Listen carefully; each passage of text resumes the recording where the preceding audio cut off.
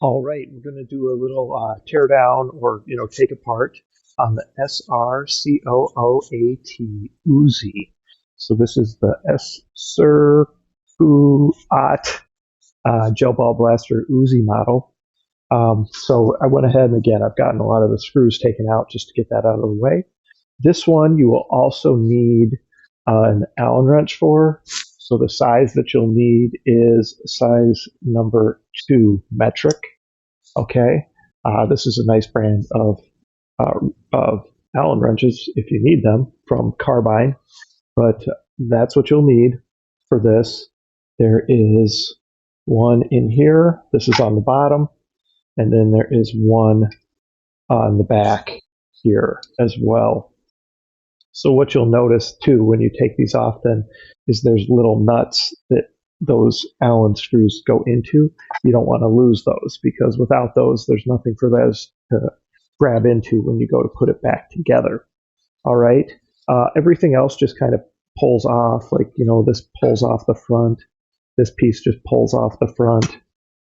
This was a piece up here. This comes off when you take it apart. Obviously, the magazine and the battery door just come off as well. Okay. Then this on the top here, you've got the rail, and that's right there. This is what an idea for later is actually what I've got that for.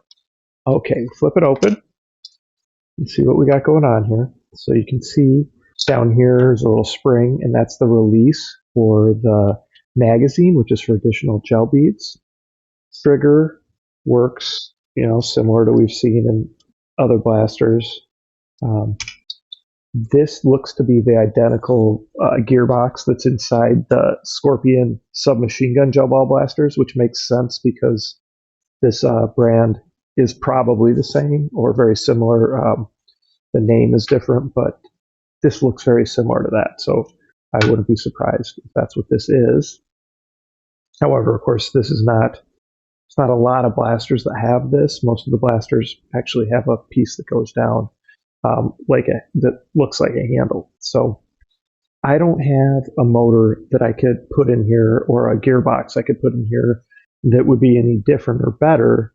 However, what I'm going to try to do instead is put a motor from like an AKM 47, and that would be like this. Okay, so what the plan is, we'll see if it can work or not, is to go ahead, put this in here. I should still be able to utilize a similar trigger system, which actually that sometimes is a hard thing to deal with.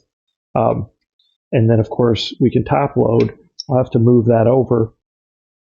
And then what I would do with the battery is I would relocate the batteries to down here. If I can, I might not be able to. I was hoping to be able to relocate them into the extended magazine. But if we have this here, it's going to depend. I may not be able to do that. I may just leave the battery in the same place. It's not a big deal if I have to. This can go to about here before I'd need to cut it. So it'd be close. I just thought it'd be kind of cool to have the batteries in here, and then you can just release the magazine, get the batteries.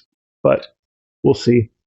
This isn't 100% going to work regardless whether that works or not, because what I'll have to do up here is I'll have to actually move the hopper over, which isn't a big deal, but to make it look pretty can be harder.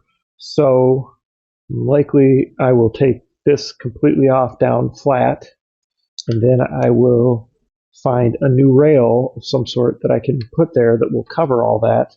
It'll have a hole for the hopper further over.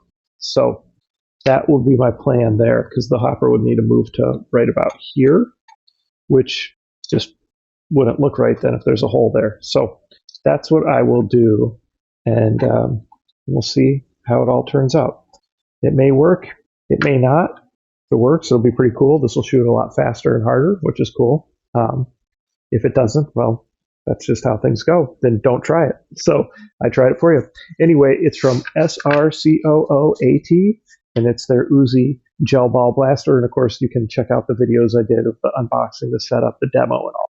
And it's a pretty cool looking blaster. That's why I hope I can do some modifications here to make it even faster and harder.